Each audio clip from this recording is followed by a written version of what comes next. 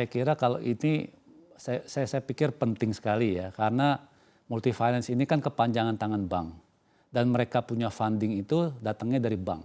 Nggak semua multi finance punya akses ke capital market, artinya issue bonds dan lain sebagainya. Dan mereka sangat berharap dari bank. Sementara 2 tahun ini kan bank banyak tutup keran, termasuk kepada multi finance. Jadi praktis mereka juga kesulitan untuk menyalurkan kredit kepada end user khususnya mobil dan motor. Jadi saya kira ini kebijakan-kebijakan yang perlu dilakukan alignment agar supaya treatment kita kepada multi finance dalam mereka menilai tentang tingkat kesehatan, tingkat performance mereka mungkin agak berbeda seperti end user yang lain. Karena mereka kalau dalam kondisi kemarin 2 tahun yang terakhir mereka mungkin contohnya mereka mengalami kerugian, tetapi cash flow masih ada, mungkin kita masih bisa consider mereka masih bisa sehat. Karena kalau kita downgrade atau kita turunkan kolektibilitas berdasarkan 3 pilar kebijakan yang ada, itu mungkin rata-rata mereka harus turun kelas. Dengan turun kelas mereka kesulitan mendapatkan akses pinjaman dari bank-bank yang pada umumnya. Sehingga saya kira ini akhirnya mematikan mereka untuk bersaing dengan yang besar-besar. Karena banyak sekali masih mungkin yang kelas-kelas menengah ke bawah multi finance yang sangat tergantung kepada bank. Baik, dari kebijakan-kebijakan tersebut yang mana yang kira-kira harus dibenahi terlebih dahulu untuk bisa mempermudah multi finance ini? Saya kira kalau kita kembali kepada ketentuan yang ada dalam menilai satu tingkat kesehatan kan ada 3 pilar. Yaitu tingkat kesehatan keuangannya, kedua kemampuan bayar, ketiga prospek usaha. Nah tentu 3 ini kalau kita mau berdebat bisa 2 hari 2 malam nggak selesai. Ya, tapi kalau pembayaran jelas bisa dihitung. Keuangan juga kelihatan. Tapi kalau keuangan dan kita lihat bahwa kondisi 2 tahun, 3 tahun terakhir ini mereka bleeding juga. Karena nggak bisa jualan. Nggak ada funding yang bisa mereka putar. Ini otomatis akan kena impact. Ya, kalau bicara prospek saya yakin dengan tadi ketentuan akan diperpanjang 0% dan lain sebagainya. Tentu kita berharap multi finance ini bisa lebih cepat untuk menyalurkan kredit kepada end user dan efeknya kepada real sector juga.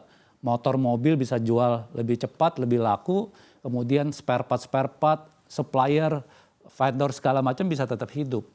Jadi saya kira ini perlu dipertimbangkan agar supaya multi finance ini diberikan satu kelonggaran juga. Agar supaya mereka bisa punya akses dan bisa bertahan. Baik, dalam rangka menuju sustainable begitu Pak, apakah ada insentif juga dari sisi kredit di Bank Mega mungkin untuk kredit green financing begitu untuk KKB dengan mobil-mobil listrik? Ya kita sementara belum ya, karena terus terang mobil-mobil listrik yang ada ini kan masih terbatas juga jumlahnya. Dan yang kedua peminatnya cukup banyak, tetapi kalau dibandingkan dengan yang konvensional yang bensin itu masih kecil. Dan yang kedua kembali lagi supply-nya juga masih terbatas. Harganya relatif tinggi, hampir double dari harga yang normal.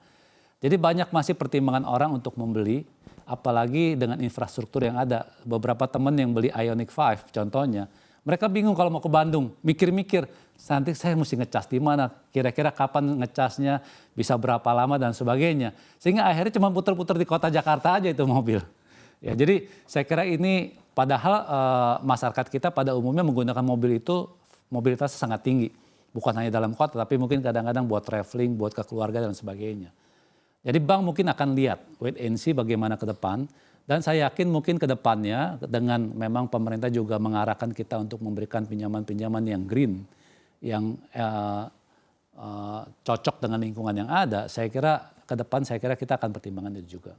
Baik, artinya akan dipertimbangkan ya Pak Madi. Kita akan beralih ke Pak Daniel. Pak Daniel, kalau untuk kredit consumer yang ada di Bank Ina saat ini, apakah sudah ada segmentasi tertentu, baik itu untuk KPR ataupun KKB?